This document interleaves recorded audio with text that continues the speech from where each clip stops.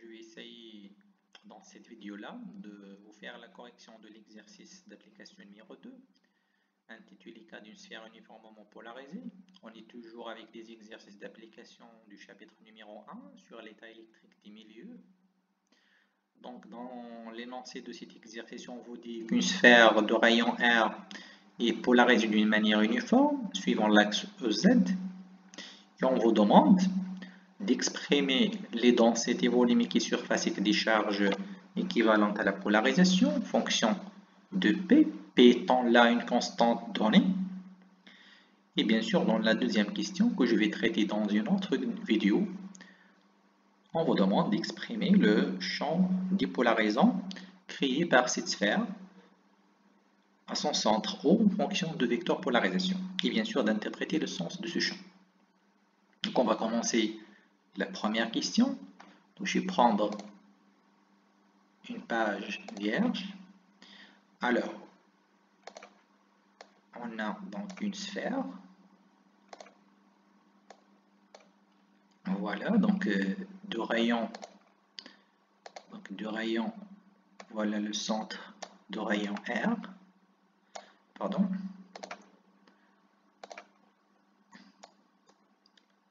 Le rayon il est R. Donc, je vais prendre là l'axe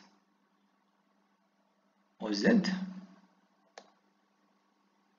Ok.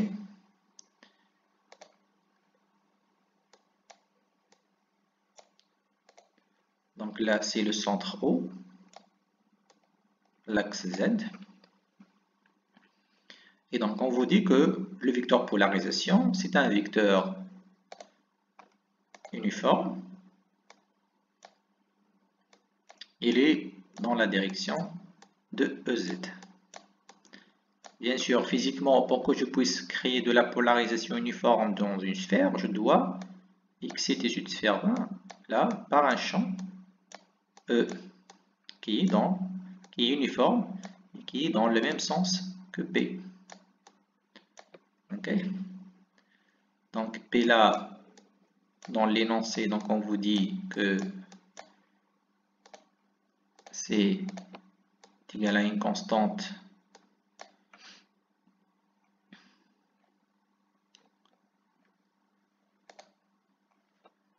donc je vais prendre mon stylo là, je viens donc,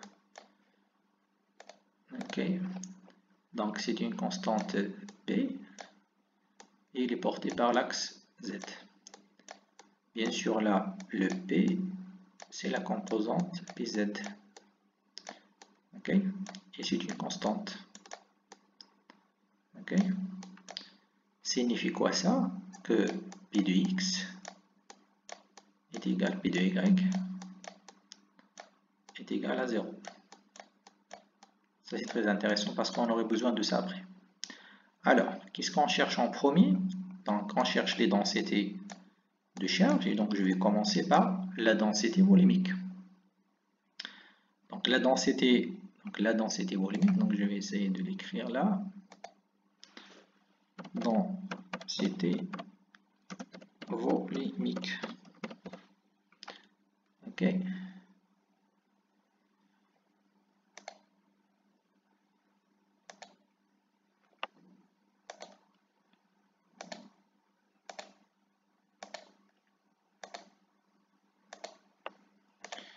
Alors, la densité volumique, donc on le symbolise donc ρ P qui est égal à div, donc la divergence de vecteur polarisation P.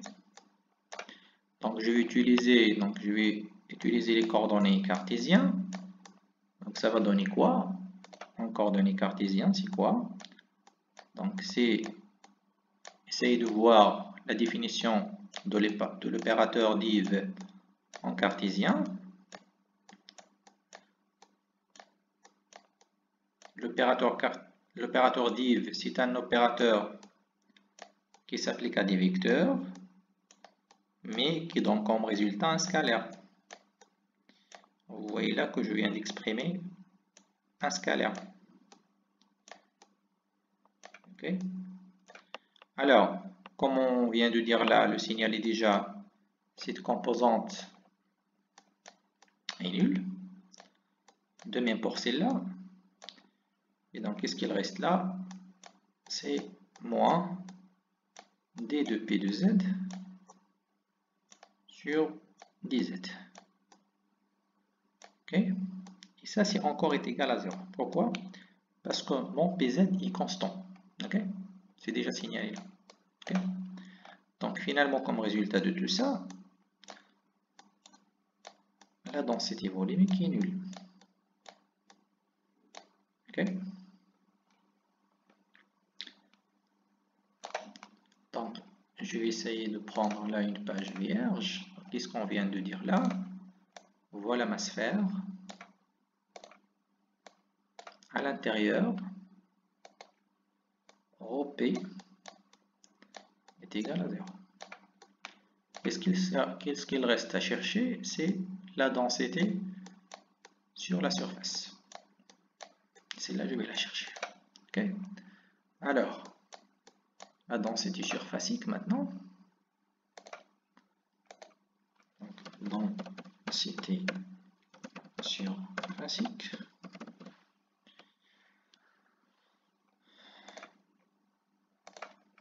Donc, sigma P, comme on a déjà fait ça dans l'exercice précédent, c'est la projection de vecteur polarisation sur le vecteur normal à la surface. Alors, voilà par exemple, si vous êtes à ce point-là, la normale n. Okay. Et de même, à ce point-là, je peux définir toujours mon vecteur EZ. Et le n va faire un angle θ avec EZ. Alors là, je reviens sur mon équation. Le P, comme il est déjà énoncé dans l'exercice, il est porté par EZ. Faisons la projection sur En. Et là, vous avez un produit scalaire. Produit scalaire entre deux vecteurs unitaires, tout simplement, c'est le cosinus de l'angle que fait N avec Z. Donc, c'est cosinus de θ. Finalement, là, je vais avoir P cos θ.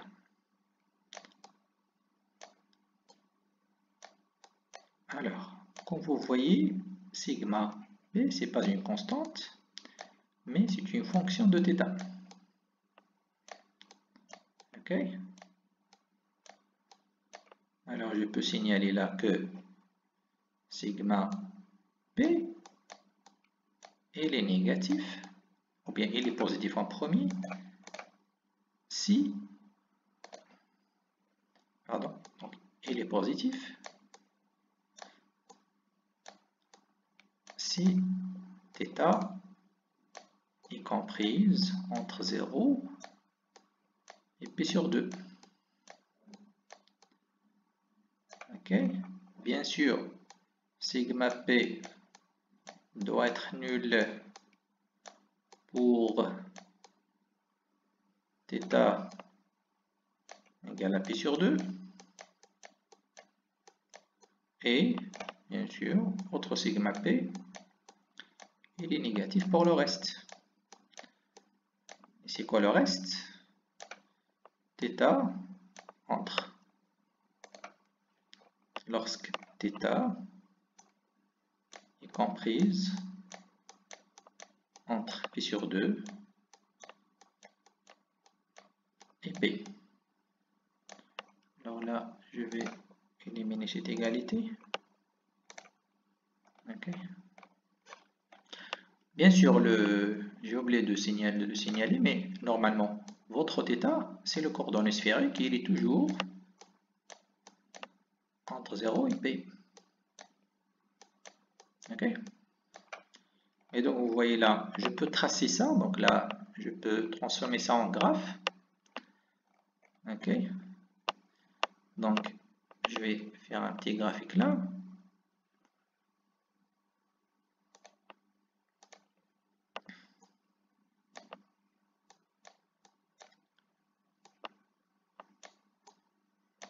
Donc je vais tracer sigma P en fonction de θ. Ok?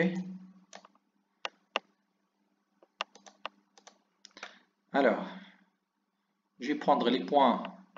Donc pour θ est égal à 0, donc si vous remplacez là par 0, vous aurez sigma P est égal à P.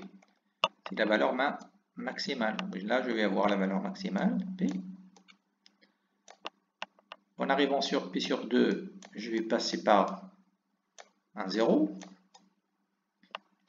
Et pour P, vous avez une valeur négative. Donc vous avez moins P. Là, vous avez moins P. Ok? Donc je vais prendre une couleur différente. Je peux tracer finalement l'allure de cette fonction. Et voilà. Ok? Donc, ça c'est du point de vue mathématique. Du point de vue physique, donc je peux faire un schéma là. Donc je peux dessiner toujours ma sphère. Alors, qu'est-ce que ça signifie? Donc je vais subdiviser ma sphère en deux parties parce que sur la partie supérieure, les charges seront positives et sur la partie inférieure, les charges seront négatives. Donc je peux subdiviser ma sphère en deux parties. Ok. Pardon. Ok. Alors, encore je peux définir si vous voulez l'axe Z toujours. Ok.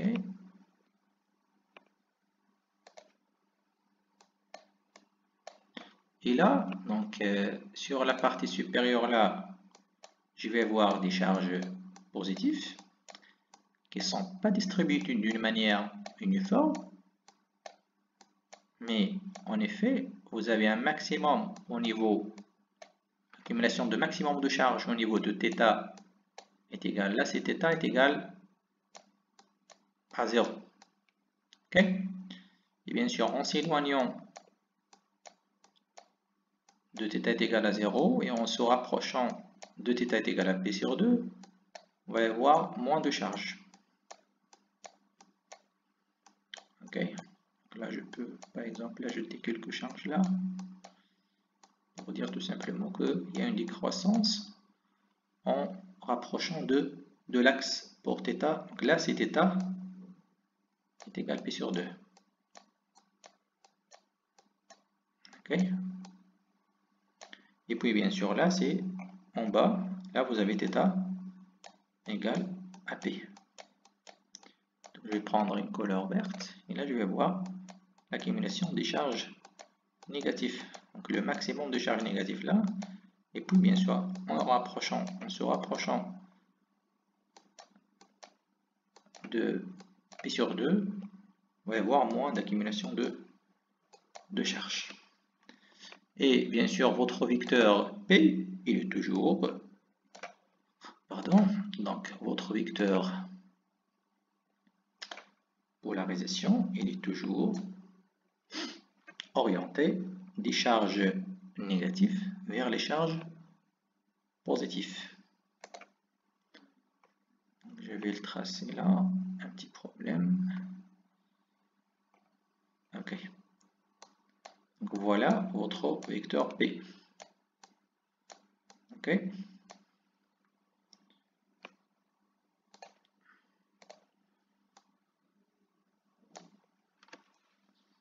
Alors, je vais m'arrêter là pour cette première question et je vais continuer avec une autre vidéo pour la deuxième question.